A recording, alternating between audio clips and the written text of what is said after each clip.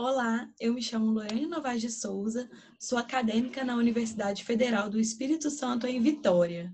E hoje eu vim falar sobre o trabalho Associação de Asma e Cárie Dentária em Pacientes Pediátricos, Revisão Integrativa da Literatura, que foi realizado em conjunto com a aluna Isabela Trarbach Gomes e as professoras doutoras Ana Maria Martins Gomes, Ana Paula Martins Gomes e teve como orientadora a professora doutora Lilian Cid Sarmento. Para dar início, eu vou falar brevemente sobre o que é a asma e a relação entre cárie dentária e asma. Bom, a asma é a doença crônica mais comum da infância, resultante de um complexo de processos de inflamação crônica das vias aéreas, sendo considerada um problema de saúde pública na população pediátrica. A relação entre asma e cárie dentária foi estudada pela primeira vez na década de 70 e desde então surgiram vários estudos para poder avaliar a prevalência de cárie em pacientes asmáticos e os mecanismos pelos quais o tratamento da asma poderia aumentar o risco de cárie. Dessa forma, uma melhor compreensão dessa associação poderia possibilitar a prevenção da ocorrência de cárie em indivíduos asmáticos. O nosso objetivo foi realizar uma revisão integrativa da literatura sobre a associação entre asma e cárie dentária em pacientes pediátricos e, assim, identificar os fatores relacionados. Para realizar essa nossa revisão, foi feito um levantamento de artigos publicados entre os anos de 2010 a 2020, nas bases de dados PubMed e Cielo, utilizando os descritores odontopediatria, asma, saúde bucal e cárie, e usando o termo AND cruzando os descritores. Asma and odontopediatria, asma and odontopediatria and saúde bucal, asma and odontopediatria and cárie e asma and cárie.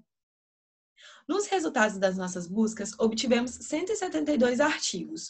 Com isso, nós fizemos os critérios de elegibilidade, de inclusão e exclusão, e selecionamos os artigos que iríamos usar neste trabalho.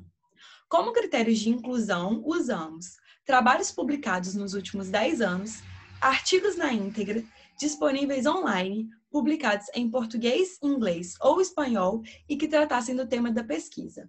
Como critérios de exclusão, usamos artigos incompletos, com acesso apenas ao resumo, artigos que não tratassem da asma na odontopediatria, tese e dissertações, carta ao editor e que não correspondessem ao tema. Ao fim, obtivemos 9 artigos que atenderam aos nossos critérios de elegibilidade.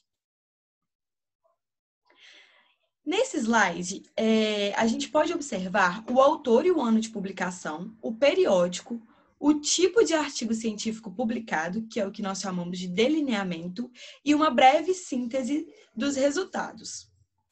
Como pode-se observar, todos esses artigos revelam que não há evidências de associação entre asma e o aumento de risco de cárie na dentição decídua.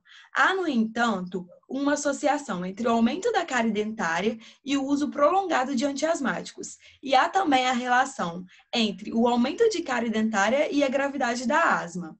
Isso pode ser explicado devido ao açúcar contido no medicamento, a diminuição do fluxo salivar durante o tratamento, a dieta, o comportamento de prevenção de cárie daquela criança, a estrutura familiar daquela criança, entre outros.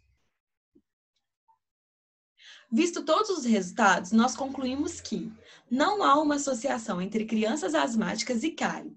Existe, porém, uma relação direta entre a duração do tratamento com inaladores e a prevalência de cárie dentária, assim como a gravidade da asma.